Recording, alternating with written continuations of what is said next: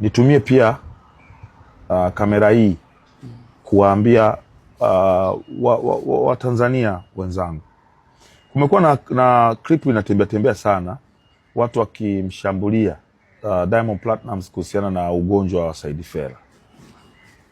Tumekaa kimya kwa sababu mtu anaumwa. Mambo ya kwanza kubishana na mtu anaumwa inaonekana kama vile mnataka kumtilia nyongo zaidi, yani kumtia unyonge mgonjwa, kama kuzidisha ugonjwa zaidi. Yes, lakini sasa imekuwa too much.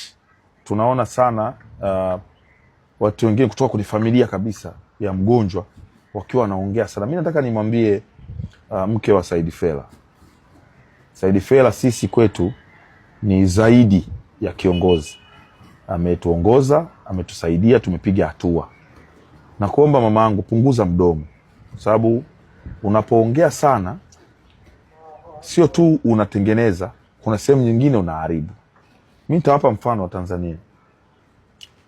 Mtu aliyegharamia gharama za Said Fella kutoka Tanzania mpaka India kwenda kutibiwa, kufika kule watu wanavokaa, chakula na kila kitu, alikuwa ni Diamond.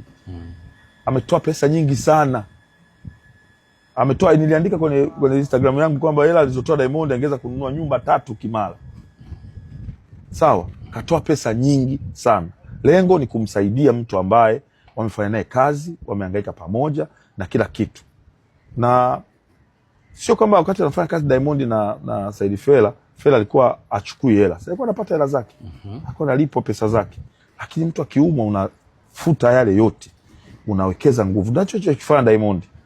Na kuna hela zingine cash, aseme yule mama. Hazungumzi, lakini aseme kuna hela zingine ambazo watu walileta. Uongozi wa WCB ukampelekea yule mama cash. Umeelewa vizuri? Kuna dola 10,000 nyingine ilitoka kwa mshikaji mwingine, jamaa yetu, mtu wa karibu sana, siwezi kumtaja jina. Ndio. Diamond akasema ipelekwe kwa mama moja kwa moja, na hiyo hela isihusike kwenye kumsafirisha Said Fella, apewe mama. Sasa kikaa sehemu badala azungumze, kwa sababu mtu huyu anaumwa. Ndio. Umeelewa vizuri? Na mtu akiumwa, watu na wenyewe na majukumu yao mengine tofauti. Kwa mtu anafanya kwa kiasi, lakini anaendelea majukumu yake mengine. Sio nataka aache kila kitu.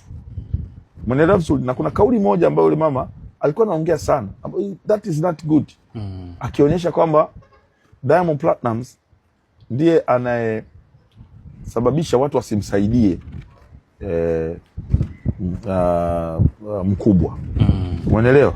Sasa kauli kama hiyo inamrudisha nyuma mtu ambaye amejitoa, kambeba mme wako, kampeleka mpaka India, katibiwa na kila kitu. Sasa hivi karudi hapa kwa ajili ya kufanya matibabu ya hapa ambayo hayahitaji kusafirishwa.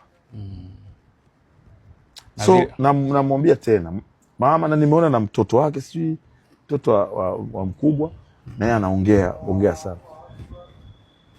Mzee anaumwa, punguzeni midomo ili watu waweze kumsaidia. Kwa sababu nimeona serikali imechukua jukumu lake.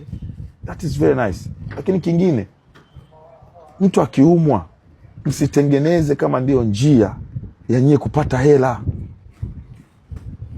Usitumie mgongo wa mgonjwa upate hela ya kuongeza mtaji kwenye duka lako. Sio kama unanielewa. Watu wanamsaidia mtu kwa ajili ya kuhakikisha wanapigania uhai wake, arudi barabarani akafanya shughuli zake. Sasa nyie tena mkiwa mnalazimisha mpewe hela na kila kitu kwa ajili ya kufanyia vitu vingine ambavyo havihusiana na mgonjwa. Ndio hii inaita kelele. Watu wasipokupa hela kelele inakuwa nyingi. Narudia, mkubwa ni moja kati ya wadau ambao wametusaidia sana sisi.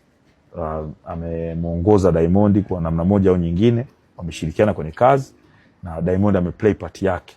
Sasa maneno ya mama yalimrudisha Diamond nyuma kidogo. Sababu kama ni mimi ndo nasababisha, basi bana, haya. Na hiyo ambayo alikuwa akilalamika kwamba wanampigia simu Diamond hapokei simu. Sasa wewe ushasema yeye ndiye ambaye anasababisha mkubwa asipate asipate wadau wa kumsaidia. Sasa si anakaa pembeni sasa.